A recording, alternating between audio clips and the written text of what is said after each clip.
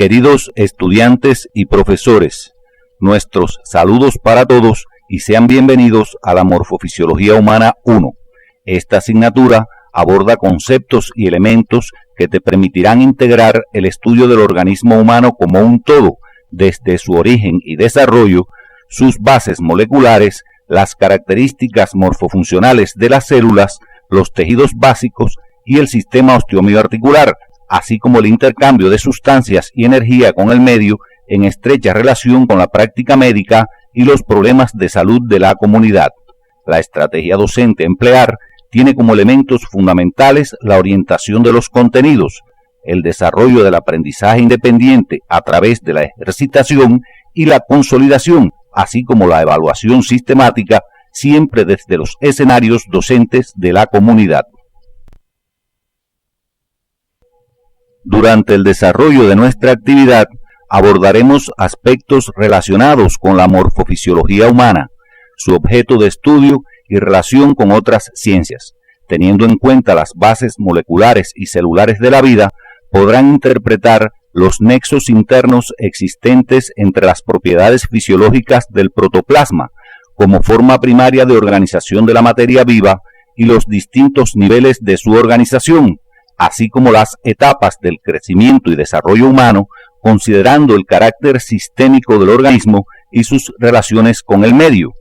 Podrán además explicar la importancia que para la práctica médica tiene el dominio de la terminología específica en el estudio del cuerpo humano, los planos y ejes del cuerpo, teniendo en cuenta la posición anatómica, así como los diferentes tipos constitucionales. De igual manera, podrán interpretar la organización estructural y funcional de las células a partir de elementos básicos de la teoría celular y la interrelación de sus componentes para el cumplimiento de su función a través del estudio de los diferentes modelos celulares. La morfofisiología humana estudia la forma, estructura y función del organismo, así como las leyes y principios que rigen su organización, desarrollo y relaciones con el medio externo. La misma constituye un sistema de contenidos esenciales aportados por ciencias particulares con las cuales está en estrecha interrelación, como la biología celular y molecular, encargada de los aspectos moleculares de la vida, la embriología, que aborda los aspectos relacionados con la concepción y desarrollo del individuo, la anatomía humana, que estudia aspectos macroscópicos del organismo, la histología, los aspectos microscópicos, y la fisiología, encargada del estudio de las funciones. Además, toma elementos de especialidades como la genética y la inmunología. Esta disciplina guarda vínculo estrecho con los factores sociales como son las condiciones, modos y estilos de vida. Entonces, podemos entender su relación con la epidemiología y la sociología, entre otras. También se relaciona con especialidades quirúrgicas, clínicas y de medios diagnósticos como la anatomía patológica, la imagenología, el laboratorio clínico y la microbiología, a las que sirve de fundamento científico. Sin lugar a duda, el objeto de estudio de la morfofisiología es el organismo como un todo, interrelacionado con el medio ambiente. Con el desarrollo de la ciencia y en particular de todas aquellas que forman parte de la morfofisiología humana, se han aportado grandes volúmenes de conocimientos sobre la forma, estructura, desarrollo y funcionamiento del organismo, a partir de la aplicación de métodos de estudio tanto en el individuo vivo como en el cadáver. Cuando se trata de estudiar órganos, sistema de órganos y regiones del cuerpo humano a simple vista, algunos autores describen métodos que permiten el estudio por sistemas y otros que facilitan el estudio topográfico o por regiones. Otros métodos de gran utilidad son los que permiten la valoración funcional de los componentes del organismo vivo y generalmente se realizan en laboratorios. Están observando en la imagen algunos de estos métodos de estudio. Ustedes pueden profundizar en los mismos a través del material complementario que aparece en su CD. Para el estudio de las células y los tejidos desde el punto de vista microscópico se emplean diferentes métodos y técnicas, los que necesitan de la complementación del microscopio como instrumento indispensable para poder observarlas. Para el uso del microscopio es importante que conozcan cuántos tipos de microscopios existen y el basamento de su funcionamiento de forma general, el que se sustenta en la fuente de energía y sus sistemas de lentes. De ahí que en la microscopía se empleen diferentes tipos de microscopios en dependencia del interés de estudio. Por ejemplo, microscopios que emplean radiaciones visibles, de los cuales existen diferentes tipos. Hacia la izquierda de la imagen pueden ver el microscopio óptico de campo brillante y hacia la derecha un ejemplo de microscopio electrónico, los que emplean radiaciones invisibles y que pueden ser de varios tipos. Es importante que aprendan a utilizar de forma correcta el microscopio óptico de que disponen en el núcleo docente, lo que les permitirá la observación de estructuras celulares y tisulares. Entre las técnicas más empleadas para la observación de los tejidos está la de inclusión en parafina. De ella precisa utilidad y finalidad de cada paso. Estos contenidos los puedes estudiar siguiendo las orientaciones del CD, donde aparecen materiales complementarios correspondientes a cada uno de ellos.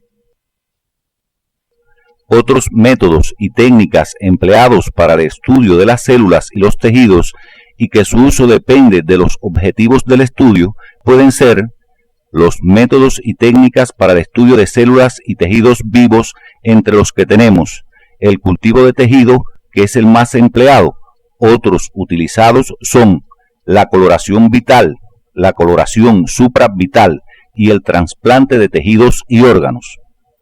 Y aquellos métodos y técnicas que se emplean para el estudio de células y tejidos muertos y conservados, los que a su vez pueden clasificarse en métodos y técnicas citoquímicas e histoquímicas, entre las que se encuentran la reacción de Fulgen, que permite el estudio del ADN, la reacción de Paz, que permite el estudio de los polisacáridos, los sudanes, que permiten el estudio de las grasas. Por último, tenemos los métodos y técnicas citoquímicas e histoquímicas con basamento físico, entre los que tenemos la congelación y fractura, la inmunofluorescencia, la morfometría y la inmunocitoquímica, entre otros. Como todos sabemos, existen en la naturaleza diversos objetos y fenómenos que expresan su condición de materia en movimiento en múltiples formas y manifestaciones, a través de sus diferentes propiedades, incluso hasta las percepciones y sensaciones son producto de la actividad del cerebro, el que constituye la base morfofuncional de la memoria, la conciencia y el pensamiento.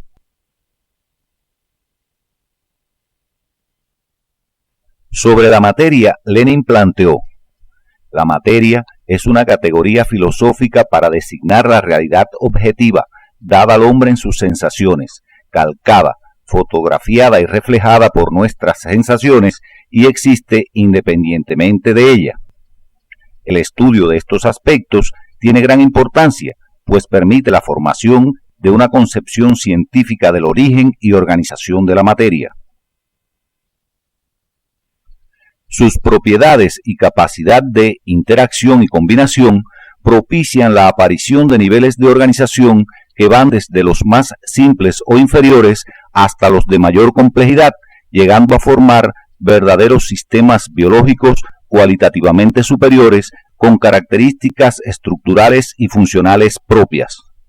Los niveles de organización de la materia, desde los inferiores a los superiores, son: subatómico, está constituido por partículas subatómicas como electrones, protones, neutrones y otras, que al interactuar dan lugar al nivel superior o atómico, al que se le incorporan otros elementos más complejos hasta llegar a conformar las moléculas con características físicas y químicas diferentes, que forman parte de otro nivel superior, llamado molecular.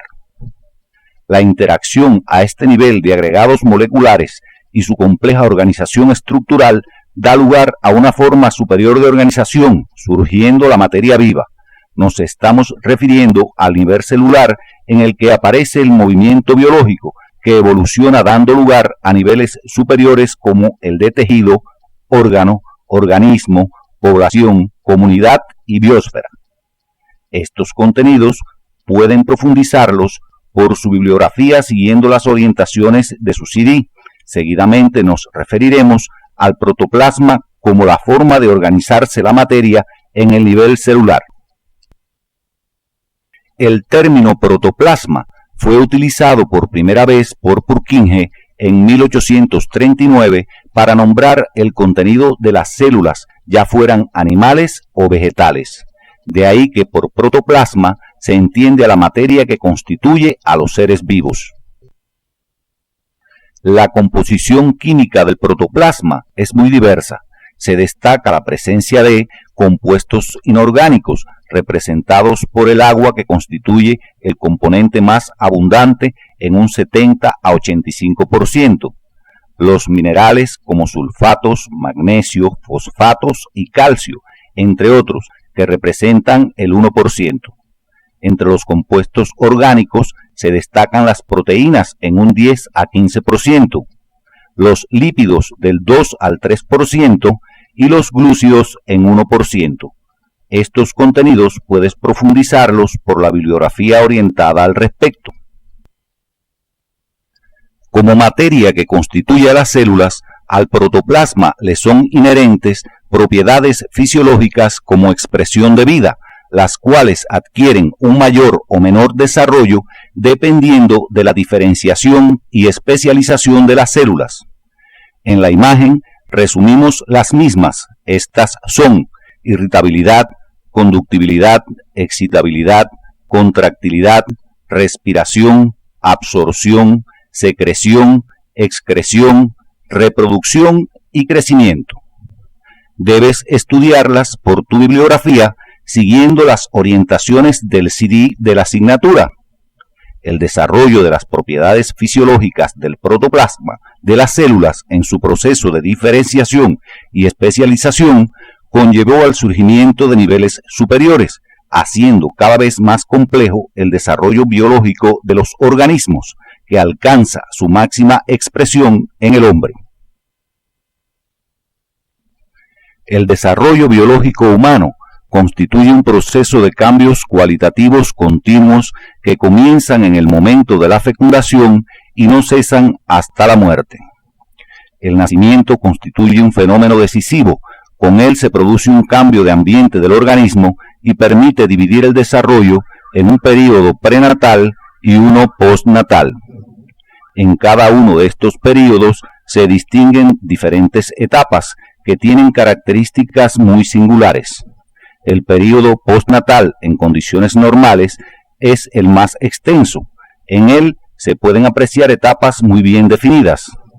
La infancia y la etapa de la adolescencia se caracterizan por un crecimiento rápido con la maduración de todos los órganos y sistemas. La adultez es la etapa más extensa y en ella se han alcanzado ya el máximo de capacidad física, biológica e intelectual. El individuo está completamente preparado para enfrentar los retos de la vida. En el envejecimiento existe una disminución de las funciones. Sin embargo, la presencia de estos cambios implica también desarrollo.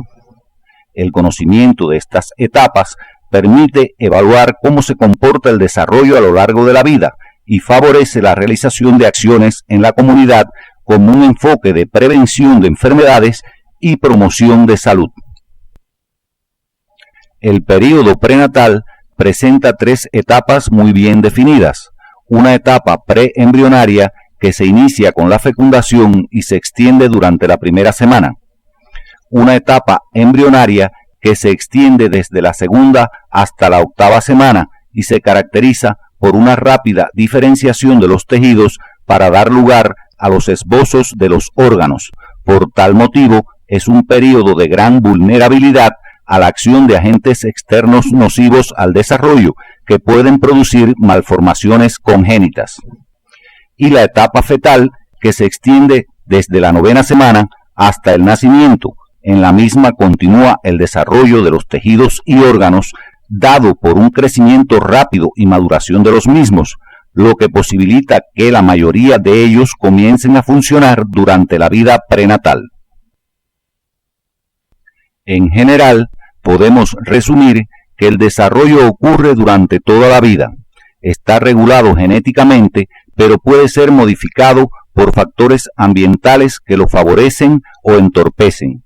Tiene características particulares en sus diferentes periodos o etapas y una velocidad variable de cambios y crecimiento, haciendo que unas sean más susceptibles que otras a la aparición de determinados problemas de salud, como pueden ser las malformaciones congénitas en el periodo embrionario, la hipertensión arterial en el adulto o la pérdida de capacidades mentales en el adulto mayor. Por todo lo anterior, el desarrollo constituye un componente esencial en el proceso de salud.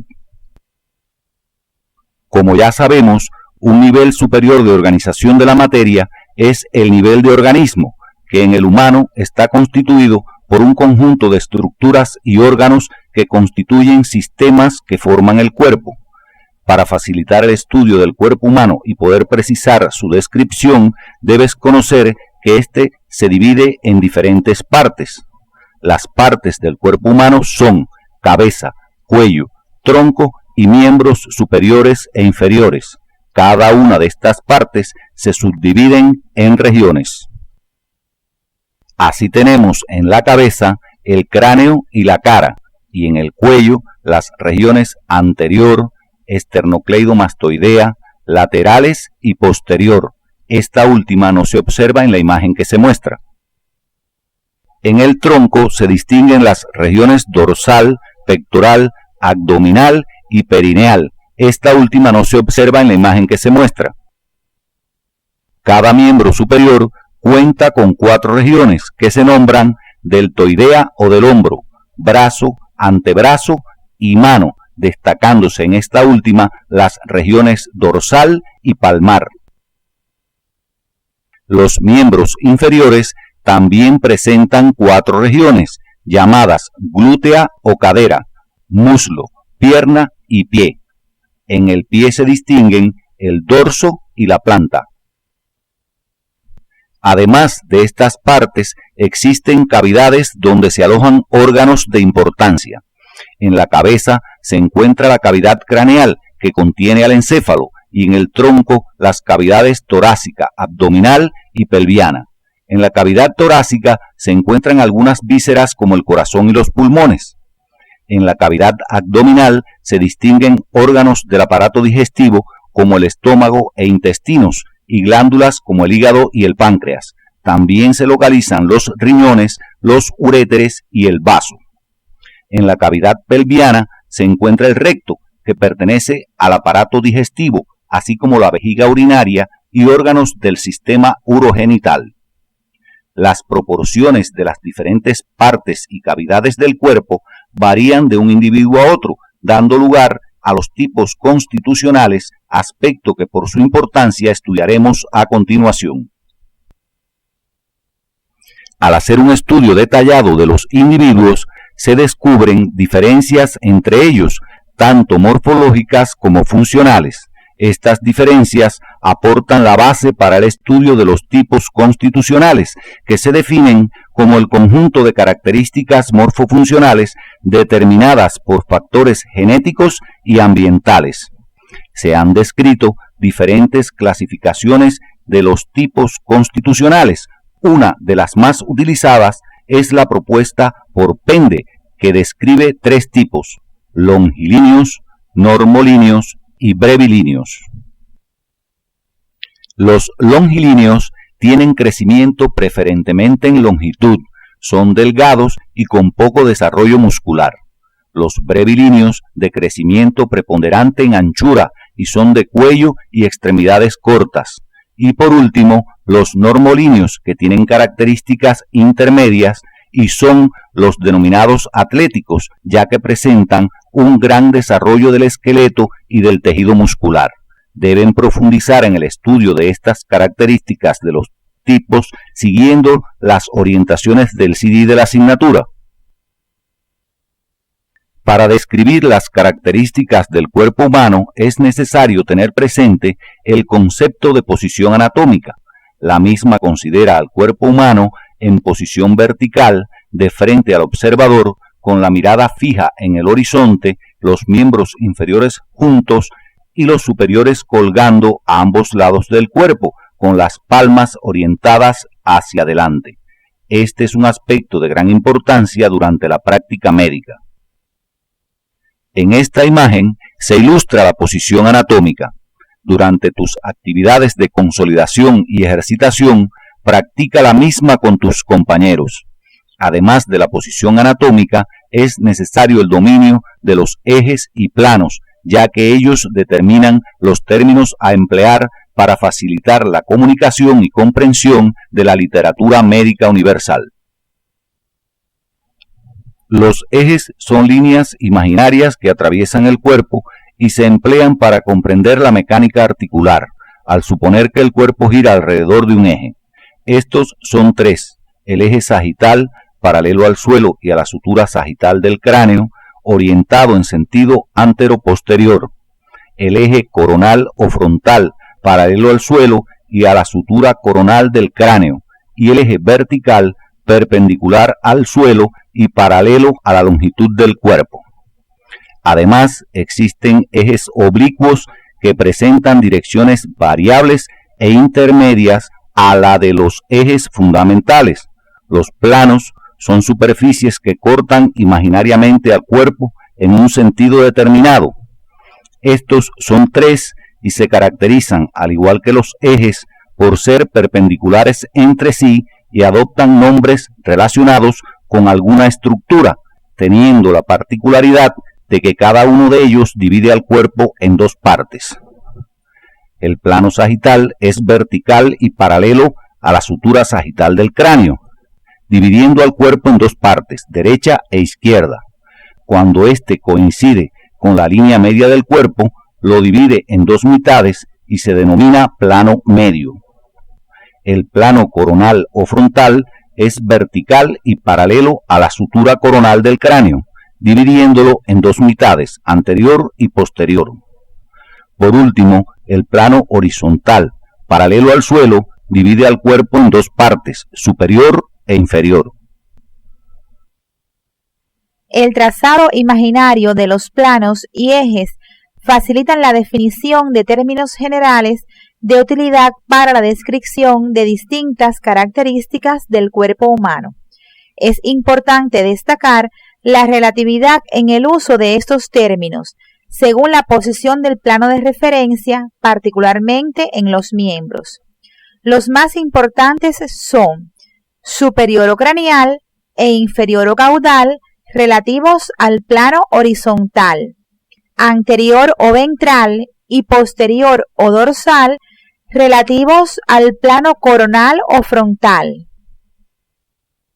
Se utilizan otros términos relativos al plano medio, como son medio cuando coincide con el plano medio, medial cuando está cercano al plano medio, lateral cuando está alejado del plano medio e intermedio cuando está situado entre los puntos medial y lateral. Por último, tenemos los términos relativos a los miembros. Los términos proximal y distal se utilizan para designar la mayor o menor distancia del punto de unión del miembro con el tronco.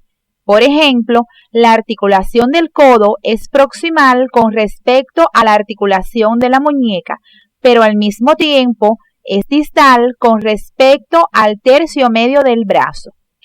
Los términos ulnar y radial se refieren a las partes medial y lateral del antebrazo, respectivamente, relacionados con los huesos de esa región. Los términos tibial y fibular se corresponden con la parte medial y lateral de la pierna, respectivamente, relacionados con los huesos de esa región. Los términos palmar y plantar se refieren a la palma de la mano y a la planta del pie, respectivamente. Ellos no se observan en la imagen. El término dorsal se refiere a las superficies posterior de la mano y anterosuperior del pie.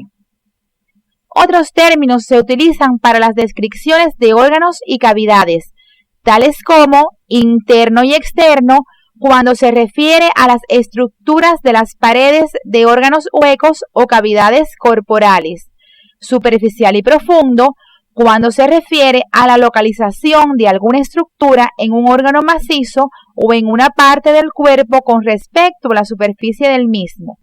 Existen otros términos generales de uso específico en el desarrollo prenatal, como son cefálico, caudal, rostral, entre otros.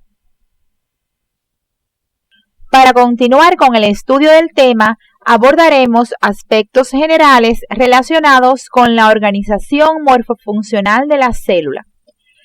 A principios del siglo XIX, con los descubrimientos de diversos autores, se definió la teoría celular, la cual plantea que la célula es la unidad estructural y funcional de los organismos vivos, determina las características morfofuncionales de los mismos, se origina a partir de otras células y la continuidad se mantiene a través de la información contenida en el material genético. Estos contenidos pueden profundizarlos por su bibliografía siguiendo las orientaciones del CD de la asignatura. En el desarrollo evolutivo de las células se destacan dos tipos, dependiendo fundamentalmente de la presencia o no del núcleo, entre otras características, por lo que podemos encontrar a las células procariotas que carecen de núcleo, por lo que el material genético se encuentra libre en el citoplasma sin ninguna membrana que lo aísle. Además, presentan escasos organitos u orgánulos citoplasmáticos. Ejemplo de ellas son las bacterias. Y las células eucariotas, que se caracterizan fundamentalmente porque su material genético está aislado por membranas, localizado en una estructura que constituye el núcleo. Además, se destacan en ella la presencia de una gran variedad de organitos citoplasmáticos conformando junto al núcleo el sistema de endomembranas. Esta forma característica de organización garantiza la compartimentación celular, ya que cada componente de la célula ocupa distintos espacios delimitados por membranas. Estas estructuras realizan distintas funciones y mantienen una estrecha relación estructural y funcional. Por su nivel de complejidad morfofuncional, abordaremos en esta actividad el estudio de las células eucariotas, características de los organismos pluricelulares. Existen diferentes tipos y formas celulares como resultado de los procesos de diferenciación y especialización celular, asociándose estas para formar tejidos, órganos, aparatos y sistemas. Esto está relacionado, entre otros factores, con la forma que debe adquirir una célula teniendo en cuenta el tejido al que pertenece y la función que desempeña. Por tal razón, existen células con características y funciones comunes formando un tejido particular. De igual forma, existen otras con estructura y función diferente. Para estudiar las características morfofuncionales de una célula, les sugerimos sigan el siguiente orden. Características generales, donde deben tener en cuenta la forma, el tamaño, la disposición y abundancia o proporción. Características de su citoplasma, tengan presente el aspecto, la coloración y los componentes más desarrollados. Características de su núcleo, precisen el número de núcleos, la forma, el tamaño, coloración, la posición y sus componentes. Y por último, establezcan la relación estructura-función. Recuerden que la célula, por estar constituida por protoplasma, presenta una composición química similar a este. Estos contenidos pueden profundizarlos por su bibliografía siguiendo las orientaciones del CD de la asignatura. La utilización del microscopio electrónico permitió perfeccionar el estudio de la estructura de las células. En ellas se destacan dos componentes fundamentales, el núcleo y el citoplasma, cada uno de ellos con características particulares, pero en estrecha interrelación, lo que garantiza las funciones generales y específicas de las células. El núcleo está constituido por 4 componentes: envoltura, cromatina, nucleolo y nucleoplasma o matriz nuclear. Por su parte, el citoplasma es la porción del protoplasma que rodea al núcleo. Está limitado externamente por la membrana plasmática, tiene una apariencia viscosa y en él se llevan a cabo importantes funciones metabólicas y contiene a los organitos y las inclusiones. Los organitos son estructuras vivientes de las células encargadas de su funcionamiento y que, dependiendo de la presencia o no de membrana, pueden ser membranosos y no membranosos, mientras que las inclusiones son estructuras inertes, resultado en muchos casos de la actividad de la célula. Estas pueden ser alimentos, pigmentos o productos útiles y de desechos. El estudio de cada uno de estos componentes deben hacerlo por la bibliografía orientada y siguiendo las orientaciones del CD de la asignatura. A continuación abordaremos algunos aspectos generales de estos componentes citoplasmáticos, pero recuerden que deben profundizar en su estudio destacando su función en la célula.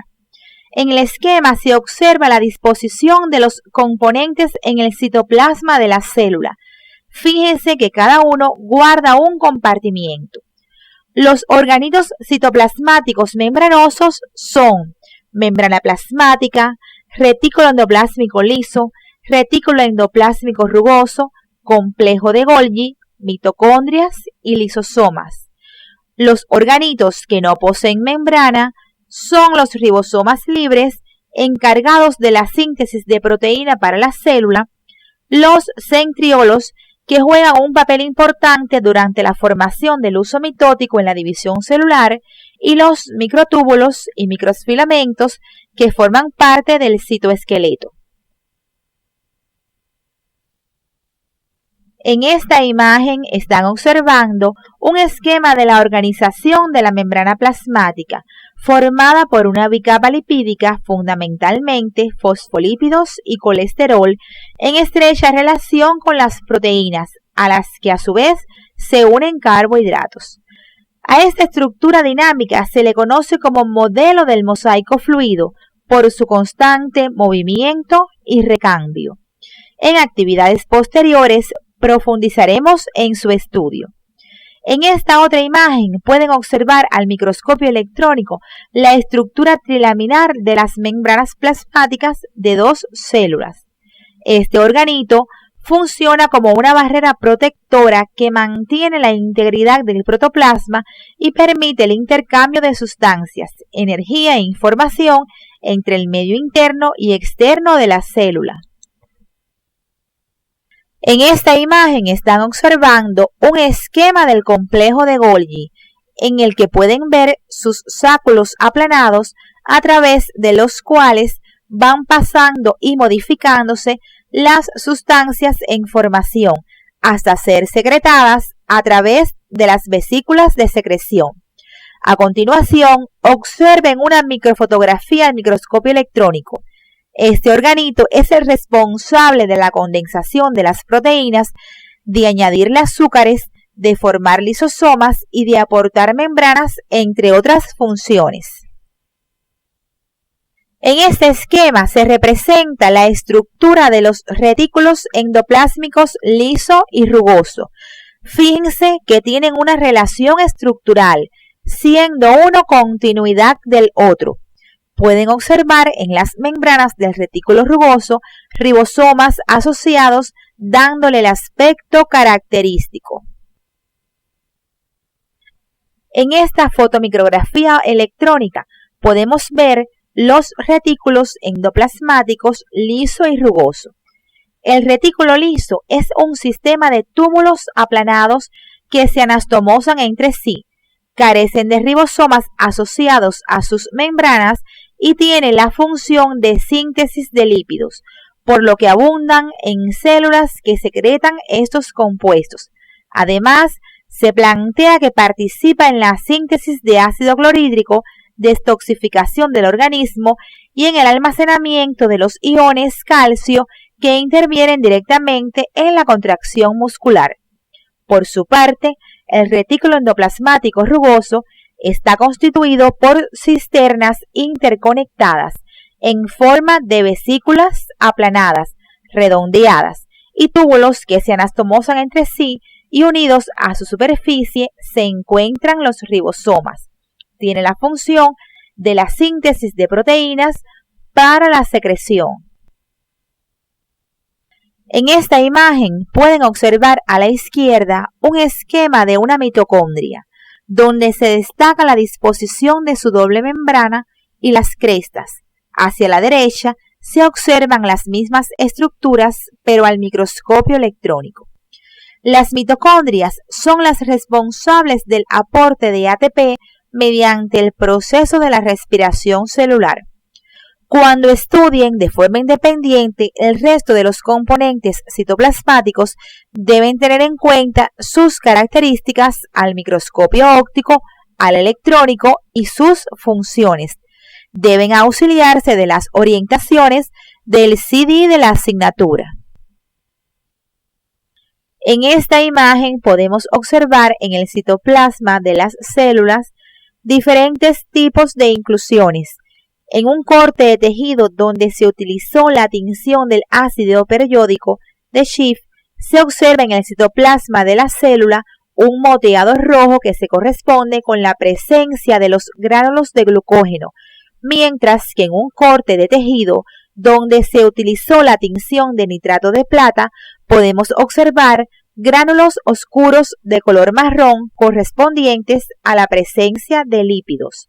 En la parte inferior de la imagen se observan como moteado oscuro los gránulos de decimógeno en una célula secretora de proteínas y hacia la derecha gránulos correspondientes a pigmentos de melanina. Para el estudio de las inclusiones pueden apoyarse en las orientaciones del CD. Como pueden ver en la imagen, existen diferentes tipos celulares en el organismo, en dependencia de la función que desempeña. A partir de células indiferenciadas comienzan a desarrollarse sus componentes, dando lugar a diferentes modelos celulares que responden a funciones específicas. Por ejemplo, existen células cuyo aparato de síntesis ha alcanzado un gran desarrollo, permitiendo la síntesis y secreción de determinadas sustancias, ya sean proteínas, lípidos, glucoproteínas, esteroides, entre otras. Por su parte, las células especializadas en la absorción desarrollan estructuras en su membrana plasmática que facilitan cumplir con su función. Presentan además organitos que participan en el proceso. Las células fagocíticas, por su parte, tendrán gran desarrollo de los lisosomas, entre otros componentes, ya que estos son los encargados de la digestión celular. A continuación observarán la interrelación de estos componentes en una célula secretora de proteínas. En la imagen se representa de forma esquemática la interrelación morfofuncional que se establece entre el retículo endoplásmico rugoso, el aparato de Golgi y la membrana plasmática durante el proceso de secreción de proteínas. Generalmente, estas células tienen forma cilíndrica. Observen el desarrollo de estos componentes en el citoplasma de la célula y el trayecto de la secreción desde las cisternas del retículo a través de las vesículas de transferencia hasta incorporarse a los sacos de Golgi para terminar de formarse.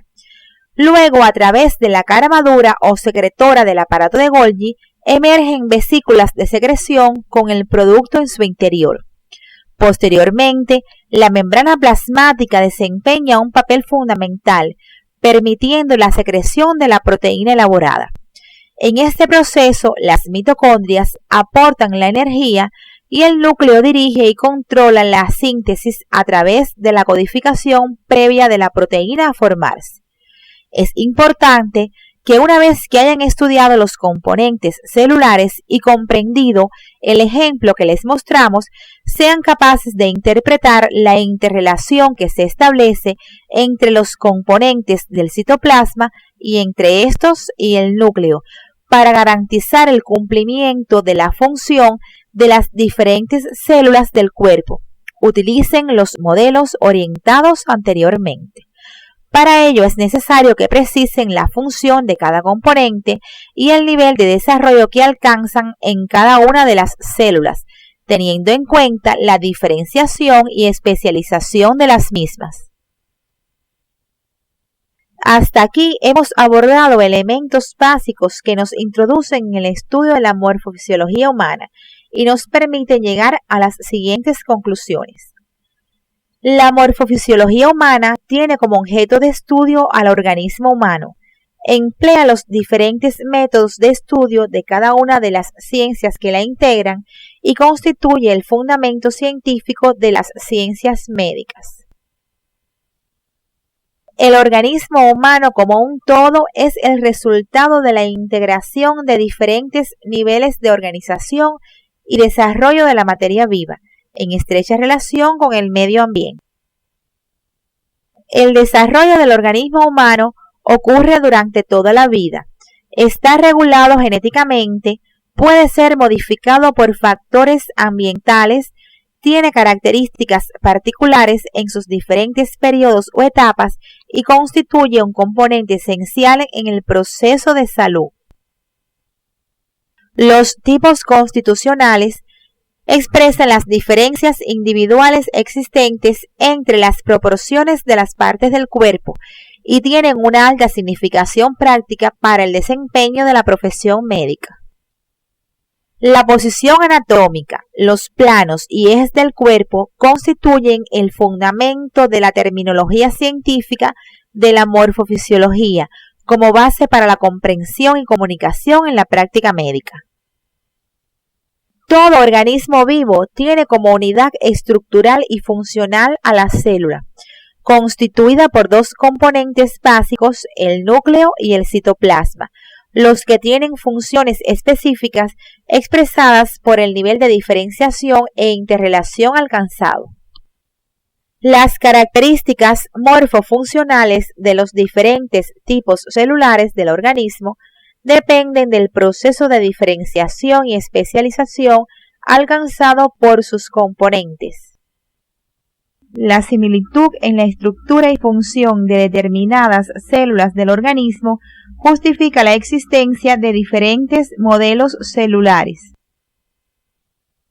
Hasta aquí hemos estudiado conceptos básicos abordados por la morfofisiología humana como ciencia y la organización estructural y funcional de la célula, los que les serán muy útiles para continuar con el estudio de la misma. Entre los componentes moleculares de la célula se encuentran los precursores de macromoléculas que serán objeto de estudio de la próxima actividad.